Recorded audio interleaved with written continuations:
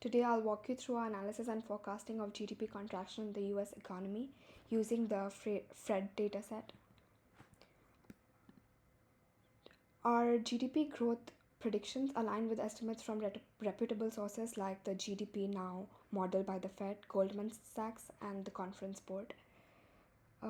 With these moderate growth projections, the US economy is likely to maintain a neutral policy stance as the growth rate appears to be stabilizing around the 2% target.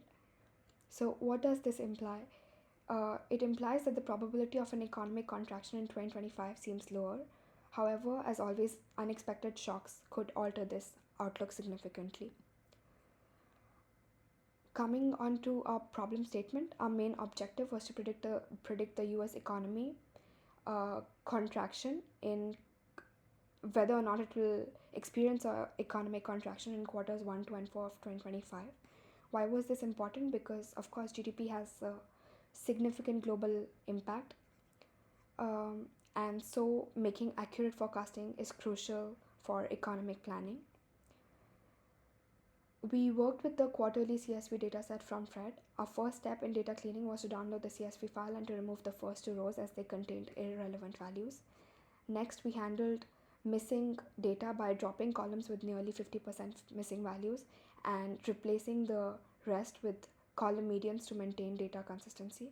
Finally, using the real GDP variable, we calculated a new real GDP growth variable. And for our time series model, we created lag values of this new real GDP growth variable and introduced a binary contraction indicator for forecasting. The value of the indicator was set to 1 if GDP growth was negative, signaling an economic contraction. Before applying the time series model, we also conducted a Dickey-Fuller test on the GDP growth rate variable to check for stationarity, as non-stationary data can lead to very unreliable forecasts. For forecasting the GDP growth, we used two different models, ARIMA and VAR.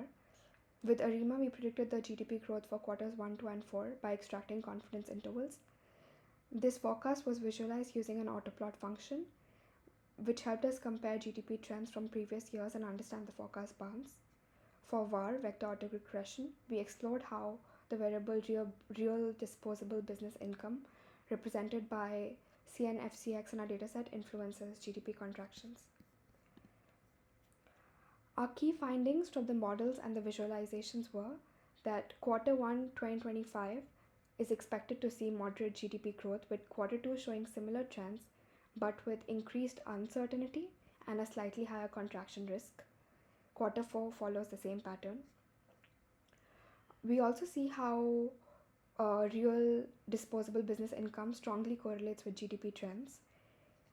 Additionally, we conducted PCA, principal component analysis, on our full dataset to identify dominant macroeconomic drivers affecting real GDP.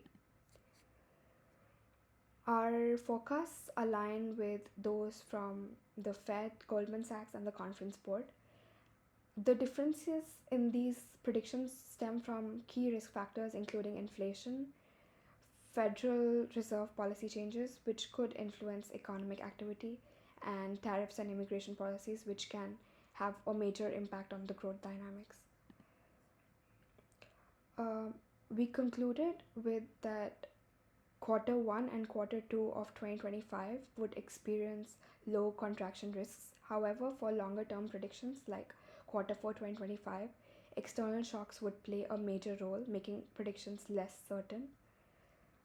In the future, we thought that to enhance our analysis, we could maybe incorporate sentiment analysis, use more advanced models like XGBoost and LSTMs, and maybe also include real-time data integration. What does this imply for Singapore? Singapore may need monetary policy adjustments in case the US growth slows. That would include reduced reliance on US stocks and close monitoring of retail import and export sentiment indicators. That would be all. Thank you.